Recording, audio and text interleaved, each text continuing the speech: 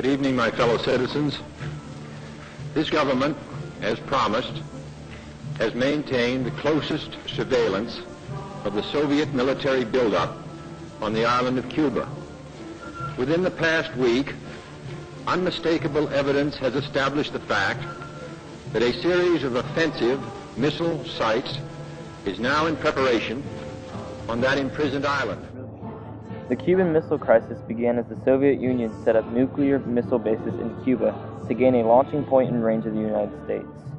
The United States discovered these missile sites with a U-2 reconnaissance airplane, and President John F. Kennedy gathered a group of advisors into a council named XCOM to decide what to do about the situation.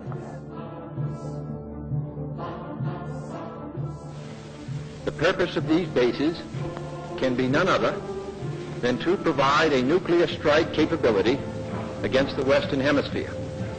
Only last Thursday, as evidence of this rapid offensive buildup was already in my hand, Soviet Foreign Minister Gromyko told me in my office that he was instructed to make it clear once again, as he said his government had already done, that Soviet assistance to Cuba, and I quote, pursued solely the purpose of contributing to the defense capabilities of Cuba, unquote. Kennedy decided to quarantine Cuba, which was then surrounded by a naval blockade from the United States.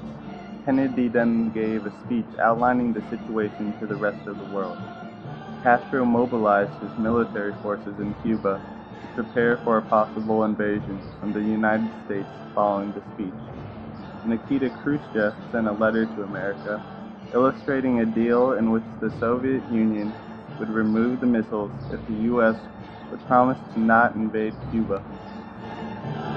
That, and I quote him, training by Soviet specialists of Cuban nationals in handling defensive armaments was by no means offensive. And that if it were otherwise, Mr. Gromyko went on, the Soviet government would never become involved in rendering such assistance, unquote. That statement also was false. As the crisis went on, U-2 planes continued to fly on recon missions when one was shot down while flying over Cuba, heightening tensions for both sides of the Cold War.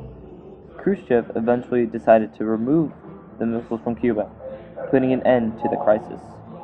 The Cuban Missile Crisis had a major effect on Cuba in that the U.S. blockade slowed Cuba's economic growth by cutting the country off from the Soviet Union, one of its main supporters. The missile crisis also changed the relationship between the Soviet Union and the United States by making each country more aware of the importance of clear communication in negotiations.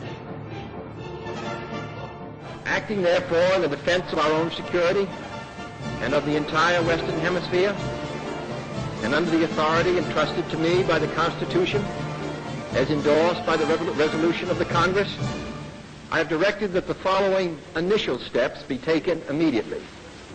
To halt this offensive buildup, a strict quarantine on all offensive military equipment under shipment to Cuba is being initiated.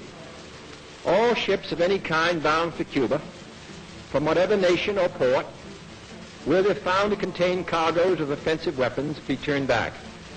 It shall be the policy of this nation to regard any nuclear missile launched from Cuba against any nation in the Western Hemisphere as an attack by the Soviet Union on the United States.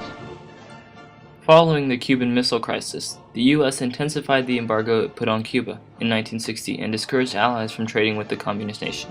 Cuba was forced to rely on trade from their communist ally Russia, which led to an economic collapse in the 1990s. Cuba has been isolated within its region due to the embargo and was expelled from the Organization of American States in 1962. Cuba loses billions of prospective dollars, specifically in the fields of tourism and sugar, every year due to the embargo. Needed medicines and foods are also prohibited from entering the country, hurting the population of Cuba. While the Cuban Missile Crisis ended in peace for the US, Russia, and the world, Cuba suffered a loss that 50 years later still pains the nation.